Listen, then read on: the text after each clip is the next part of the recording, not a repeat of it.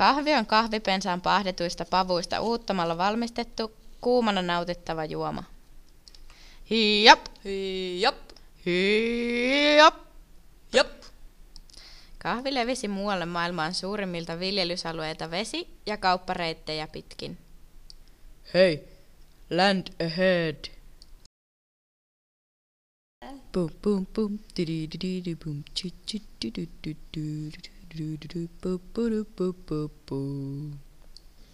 Maija muisteli, kuinka oli kerran pienenä tyttönä lähtenyt kotoaan Saimaan rannalta mummon ja papan kanssa Helsinkiin kahvia hakemaan.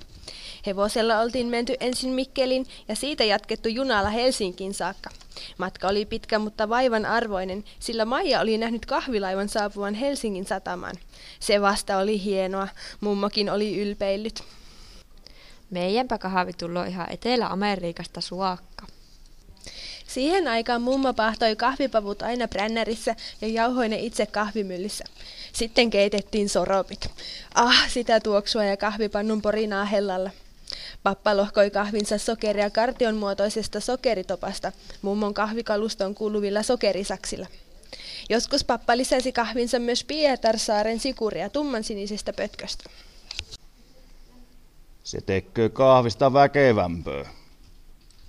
Mummon ja papan torpan ovesta astui usein vieraita sisään. Heille tarjottiin aina kahveita ja mummon leipomaa vehnästä. Kerran vieraksi saapui outo reppuselkäinen mies, joka oli sitten tinannut mummon kuparipannun sisältä, juotuaan ensiksi tietenkin kahveet. Mies oli myynyt mummalle vielä sampo-kiilotusainetta, jolla pikkumaija oli saanut kiilottaa koko mummon kahvipannun. Voi kun siitä oli tullut kiiltävä. Kyllä siitä sitten passasi tarjota kahvia hienommallekin väelle, kuten papin rouvalle. Maijaa nauratti kovasti, kun hän oli nähnyt naapurin rouvien kaatavan kinkereillä kahvia, ensin mummon ohuille posliinilautasille ja ryystävän kahvia sitten niistä. Niin kahvin maku kuulemma tuli paremmin esiin. Sota-aikana, silloin kun Maija oli jo nuori neito, kahvia ei enää niin vain saanutkaan. Suomessa kahvi oli säännösteltyä, sillä sitä oli hankala, ellei mahdoton saada sodan aikaisilta markkinoilta. Kun kahvia ei voinut saada, sille keksittiin korvikkeita, joissa oli pieni osa aitoa kahvia ja vastikkeita, jotka koostuivat kokonaan korvaavista aineista.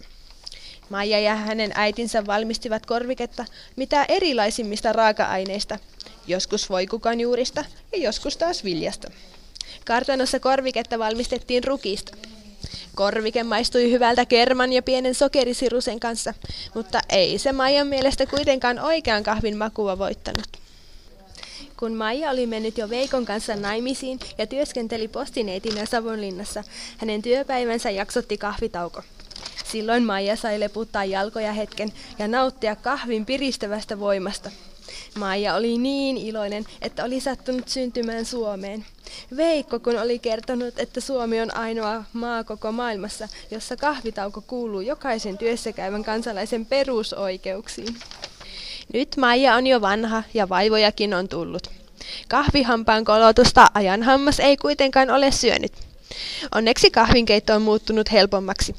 Kovin erilaista se on kyllä nykyään verrattuna Maijan lapsuuden päiviin. Kahvimitalla me vaan annostellaan kahvisuodatinpussia ja rapsautetaan kahvinkeitin pialle. Veikko, tuu siihen kahville ja vehnäselle. Huomispäivänä meidän pitää mennä ostamaan lisää presidenttiä ja juhulamokkoa. Ihmekäs tuo, että kahvia kuuluu niin paljon, kun me suomalaiset juostaan ainakin 4-5 kuppia päivittäin.